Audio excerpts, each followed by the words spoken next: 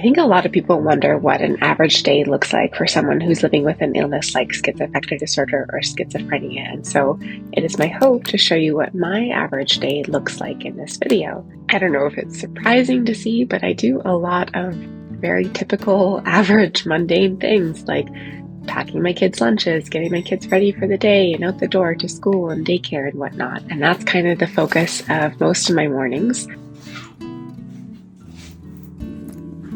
Baby. Hi, baby. Hi there. Say good morning. I think for a long time I was worried that I wouldn't be able to keep up with these sorts of tasks because they can often feel really taxing living with a chronic illness like schizoaffective disorder. But I've really found that having kids to kind of focus my energy on and build routines around and whatnot has been a really stabilizing factor in my life and has really helped me to keep my own sense of routine and structure to my day. I love you. How are you? You back? I love you. I love you. Happy day at school.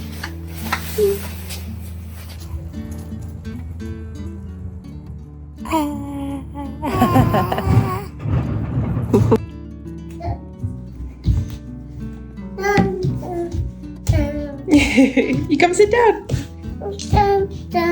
Don't.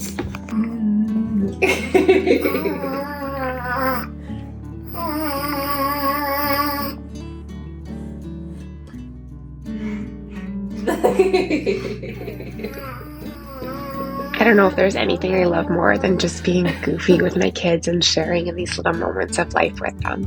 Going through the same routine every day can feel a little tedious or monotonous at times, but it really is highlighted by these sillier moments or moments of connection that I get to share with my family. I think these moments of connection can also really help me when I'm dealing with symptoms of my illness. It helps to cope and to shift my attention to something meaningful. Baby kiss? No. No.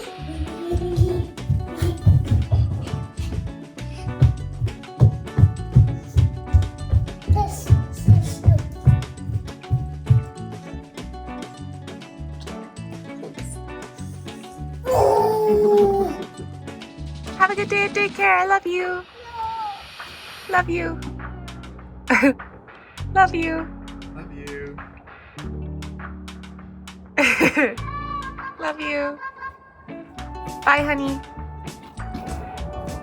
So the kids are off to school and I got dressed and ready to go for a run. But before that, I'm going to do a bit of work, or actually schoolwork.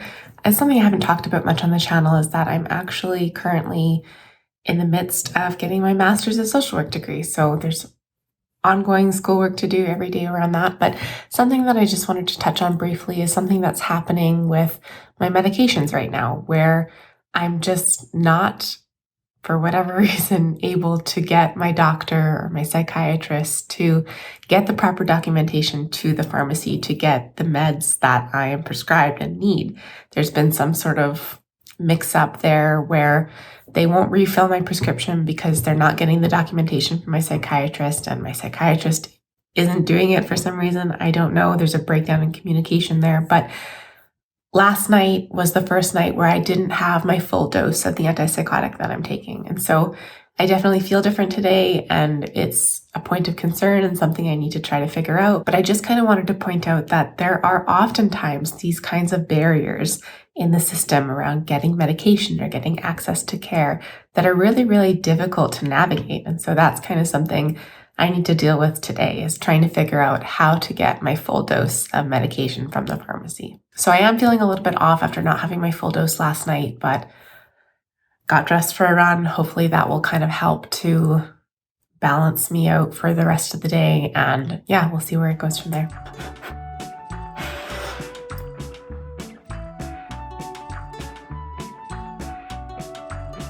I was going to go for a run outside, but then I had a lot of anxiety and I had asked Rob to go for a run with me outside. He said no. So then I felt anxiety about going outside alone, and so I was gonna go here, inside. And now we're in an anxiety embrace.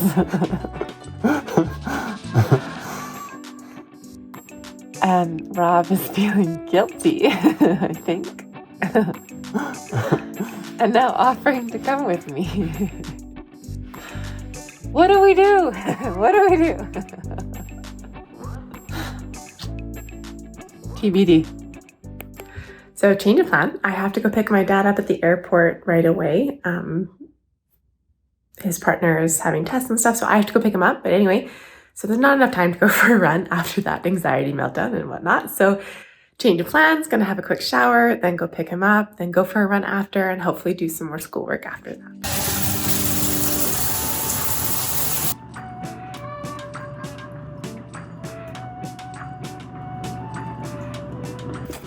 So I went to pick up my dad from the airport, and that was fine, but I started kind of feeling really overwhelmed and anxiety-y, and I started kind of spiraling into symptoms and whatnot. And so I ended up in bed, curled up in a ball in the fetal position under the covers, trying to deal with that.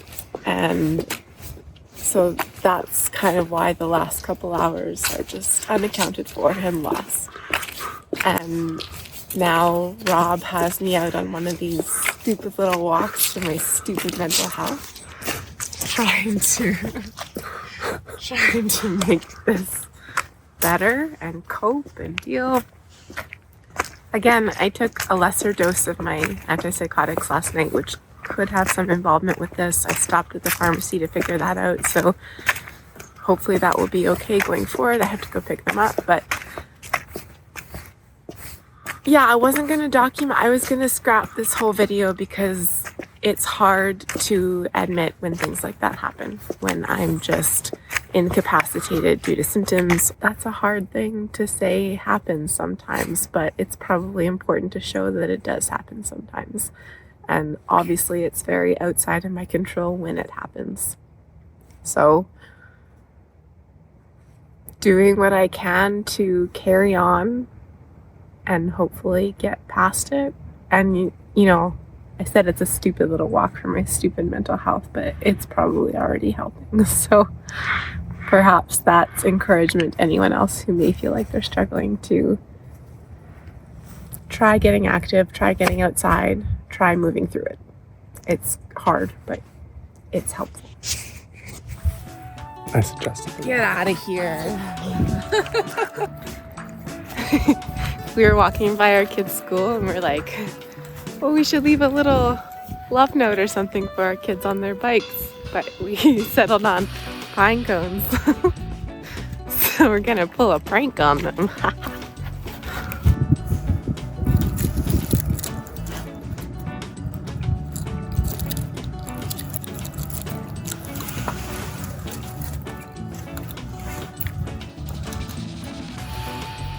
Oh.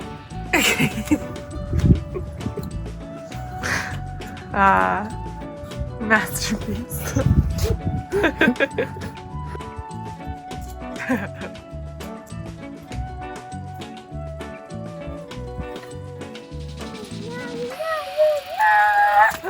Hi. Hello. How was school? Oh, good. Anything weird about your bikes? No. Why? Nothing at all? No. Wait, you did notice pine cones? Yeah, we did, but we just thought it was normal. You thought it was normal that your seat was covered with pine cones. Yeah. Wow.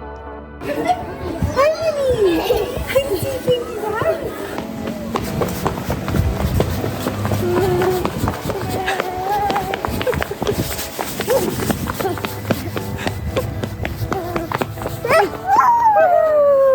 How was daycare? Good. Good. Hello. So I think the last filming I did was picking Teddy up from daycare, and life got a little lifey in between there. So we had to figure out how to get chores done, get food on the table for everyone in time for me to take Max, our daughter, to her first soccer practice. Now, I am actually coaching her soccer team this year. They're under 13 girls team, and I've never really coached before. I coached Oliver, our son, in I think it was U5.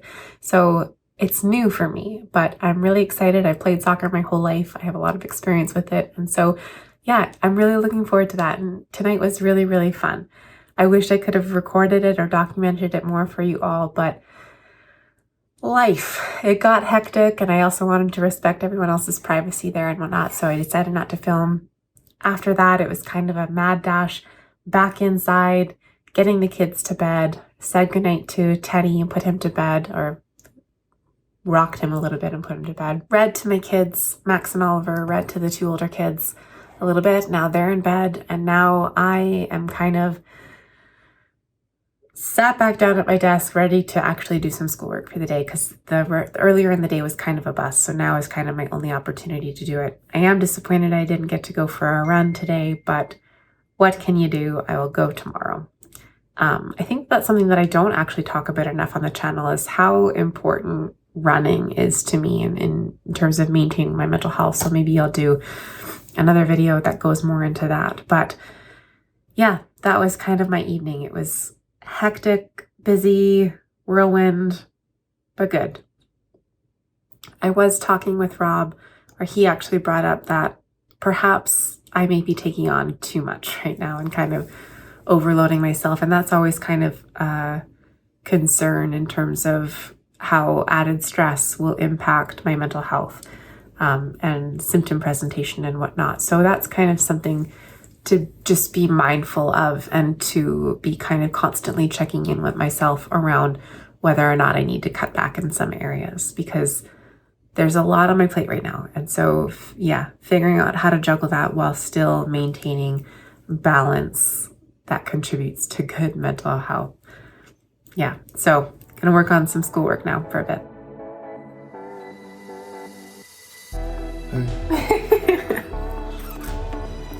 So this video kind of fell apart in the afternoon, evening, but I think the reason why I wanted to make this video is to show you that my life is very similar to any other person's life, but also to show that there are some very real difficulties that come about living with a chronic mental illness like schizoaffective disorder or schizophrenia.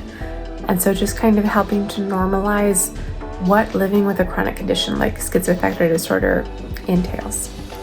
And so hopefully that's what this video did. I'm just about to take my meds and go to bed. Rob is here. Meds. And yeah, thank you for coming along with me today. See you in the next video. Bye.